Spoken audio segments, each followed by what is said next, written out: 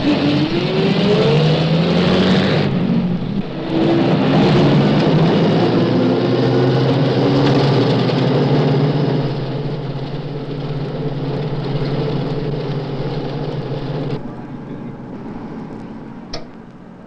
aboard NASA Tours. My name is George Herman.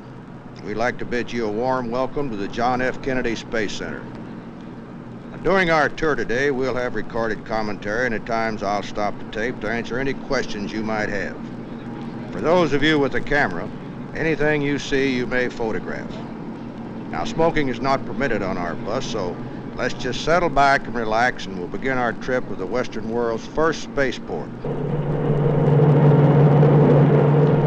Cape Kennedy, formerly called Cape Canaveral, was selected as a site for testing ballistic missiles, and later as our nation's first spaceport. As our space program grew, the site was extended to include Merritt Island. One of the reasons this was an ideal site is that the first stage of a rocket doesn't go high enough to go into orbit, and when it falls back to Earth, we'd rather it fall back in the ocean than over inhabited areas. Another reason is, from this point, we can take advantage of the Earth's rotation in achieving orbit, and also the islands stretching southeastward from the Cape were a ready-made chain of stations for our tracking network. Here at Merritt Island, there are more than 88,000 acres of land, of which 3,000 acres are orange groves and 39,000 acres have been left as wildlife preserves. We have wild boar, armadillos, alligators, 13 bald eagles' nests, and more than 200 separate species of birds, and even one reporting of a panther.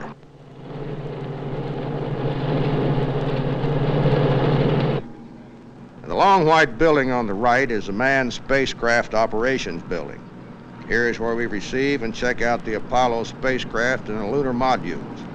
And if you ladies think you keep your house clean, well, you should see the inside of this building.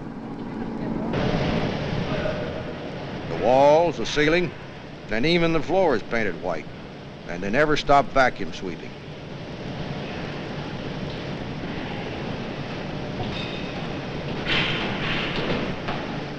If you're just entering the room, you can wear regular clothes. But before you can go near one of the spacecraft, you have to put on white gloves and a special lint-free gown, like a surgeon would wear in an operating room.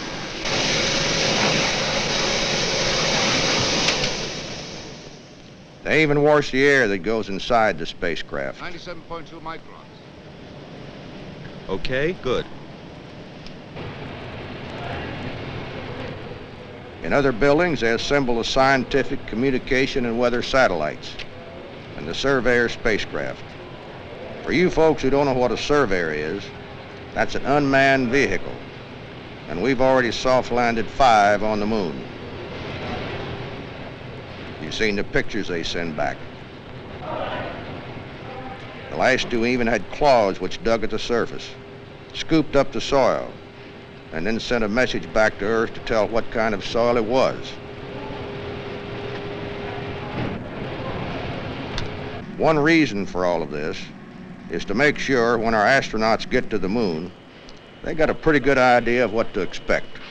While all of this is going on, the astronauts are practicing every detail of the flight. To help them do this, they have a trainer that is just like a real spacecraft, where they can simulate everything from the actual blast-off, complete with sound effects, to a docking in space. Key started, and no P11. Okay. T-minus, check that. Roger. 5, 4, 3, 2, 1. All right, lift off, clock is started.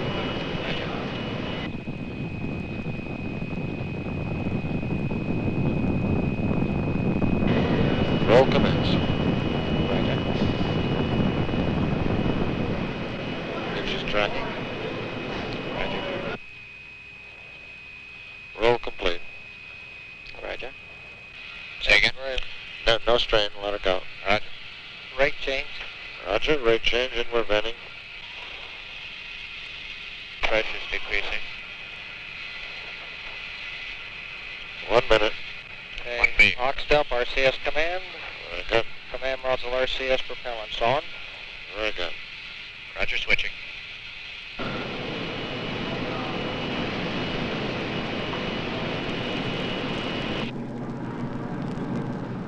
How far do you think that building is? Anyone like to take a guess? 1 mile? Anybody else? Closer to 2 miles. A mile and a half? That's the vehicle assembly building, and from here it's 5 miles away.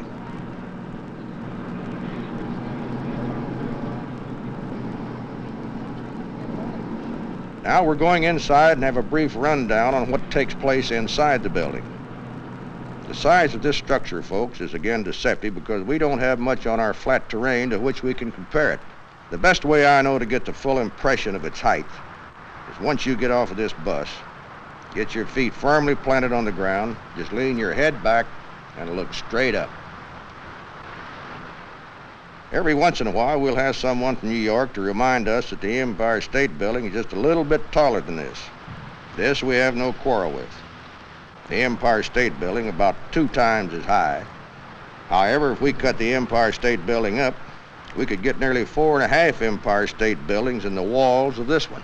How much did it cost? $160 million, ma'am. The Saturn V rockets you see in this building are not manufactured here. They're made in many different parts of the country, California, Louisiana, Alabama, and brought here by barge in some of the biggest cargo airplanes in the world.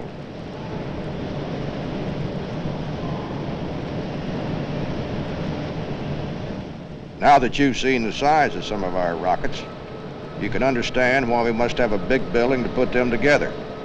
4 rockets, each 36 stories tall, can be assembled here at one time. When this building was under construction, clouds actually formed under the roof and it rained inside. The giant fans have been installed that keep the air moving so this can't happen.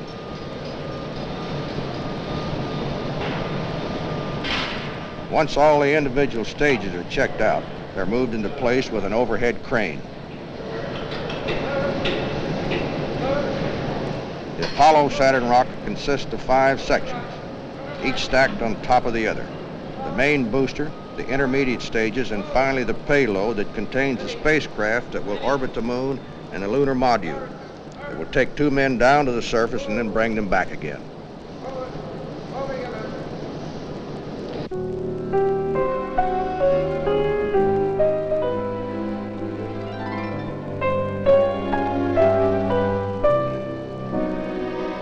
When the rocket is assembled and all the systems checked out again, they open the doors at the side of the building. The doors are made up of sliding panels, each panel weighing 30 tons, and it takes 45 minutes to get them open.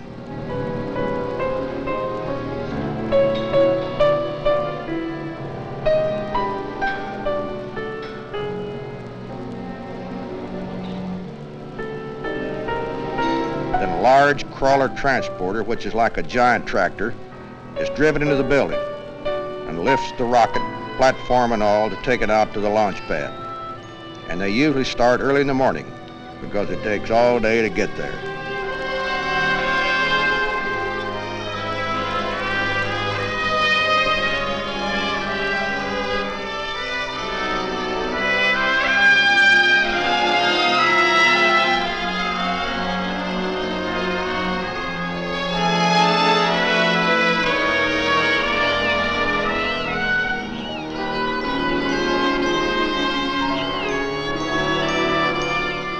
It's over 500,000 miles to the moon and back. The first 3 miles of that trip is made right here on the road out to the launch pad.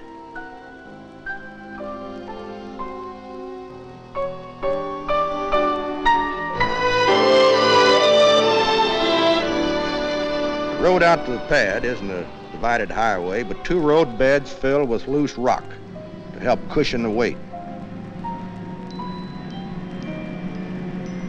When the crawler transporter is carrying the Mobile platform with the Saturn rocket, there is a total of 18 million pounds moving along at a top speed of 1 mile an hour. When the crawler is empty, it can really scratch off. It can double its speed and go 2 miles an hour.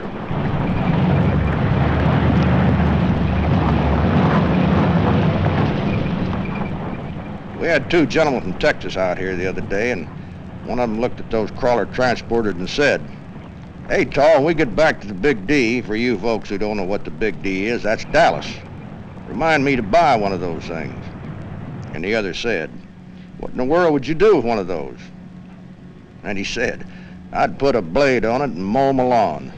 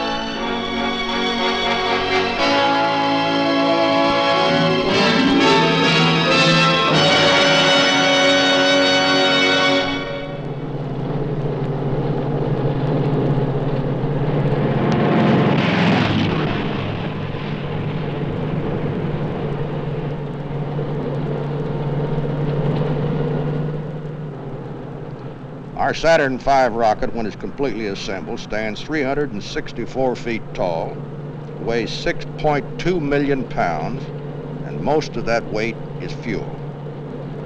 When this rocket leaves here, it will lift off with a thrust of more than 7.5 million pounds. This is about 180 million horsepower.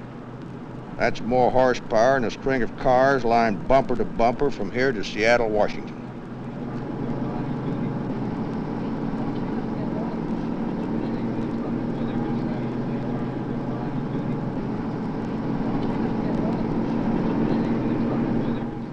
Now from here you can get a good view of the roadway going up the top of the launch pad. Remember, that crawler transporter must traverse this grade with the Saturn V rocket. There are automatic leveling devices to keep the rocket level, so it doesn't become top heavy and fall over.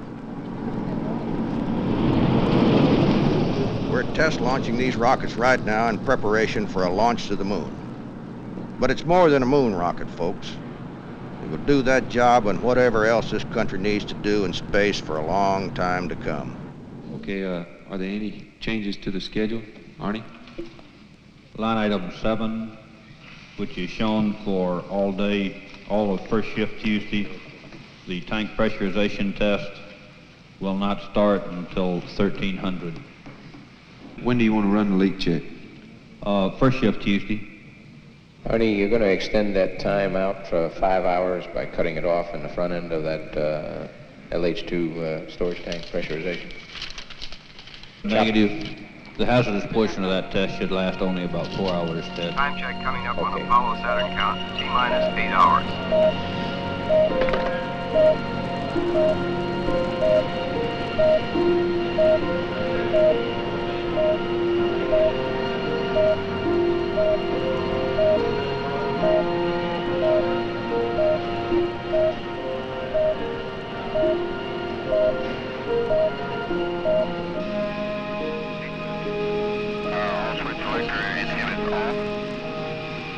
C1 verified. C2 verified. Off, C4.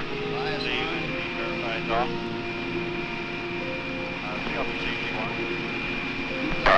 CUSW, verify ESE, LVDA, and the ESE position. CUSW verified. CLGK, request and execute FT-43. That's CLGK, copy, will comply. CLCC, CVTS on 121. TMS. Ground switch open. CLCC, TMS here. 21. Go ahead. Somewhere here. ETMS. Ready TMS here. Would you start tape recorders? Tape record started. Okay, all personnel terminate all demons and function executors. Go ahead, CVTS.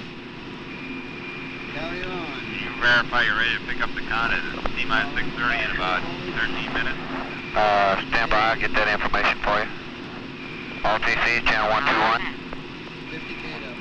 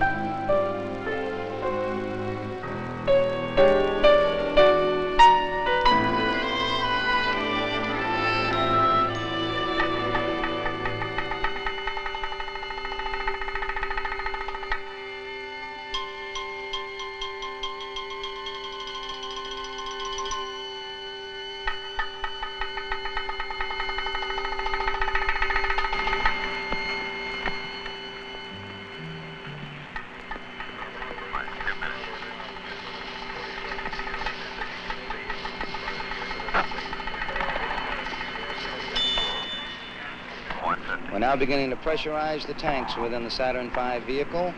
We'll pressurize all of the tanks in all three stages with gaseous helium. As the pressurization builds up, it's being monitored here in the control center now at 1 minute and 40 seconds and counting. Our status board still indicating all is well. The status board shows instrument units, spacecraft, and all the launch support operations well at this time at 90 seconds and counting. Houston Flight now confirms that they are go for the flight, as are all other aspects of the mission. T-minus 1 minute, 16 seconds and counting. The pressurization continuing within the vehicle at this time. We also have a hydraulic commit that will permit the hydraulics to drive the engines in the first stage. Liquid hydrogen tank in the second stage now pressurizing. T-minus 60 seconds and counting. Our status board still shows we're go at this time. T-minus 50 seconds and counting. We have transferred to internal power. The transfer is satisfactory. The 6.2 million pound Saturn V launch vehicle now on its own power at 38 seconds and counting. To repeat, the ignition sequence will start at 8.9 seconds. We'll be looking for liftoff at 0. T-minus 30 seconds and counting. We'll count down from starting at T-minus 1. T-minus 25. Stage is reporting ready for launch. T-minus 20. 19, 18, 17, 16, 15, 14, 13, 12, 11, 10, 9. Ignition sequence start. 5, 4. We have ignition. All engines are running.